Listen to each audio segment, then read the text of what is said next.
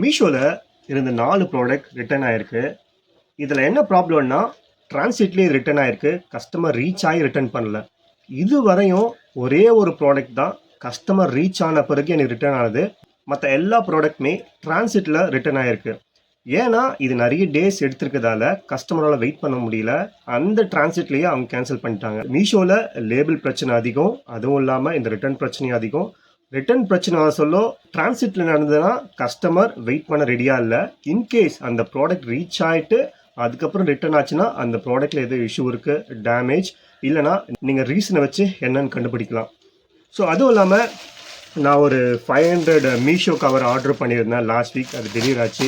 என்னோடய சைஸ் பார்த்தீங்கன்னா 10x12. இதான் கரெக்டான சைஸ். இந்த சைஸ் வாங்கினீங்கன்னா உங்களால் எல்லா பேக்கேஜும் மேனேஜ் பண்ண முடியும். இதில் வந்து க்ளோத்ஸை செல் பண்ணலாம், டாய்ஸை செல் பண்ணலாம், சின்ன சின்ன ப்ராடக்ட்ஸ் ரேப் பண்ணலாம். 10x12 சைஸ் தான் கரெக்டான சைஸ். ஒரு கவர் காஸ்ட் வந்து 2 rupeesங்கிற கணக்கில் வரும்.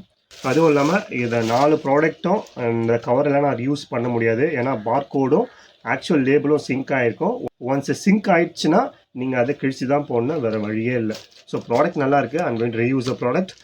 நீங்கள் எவ்வளோ நாளாக இ-காமர்ஸ் பிஸ்னஸ் பண்ணுறீங்கன்னு கமெண்ட் பண்ணுங்கள். Thank you so much. பாய்.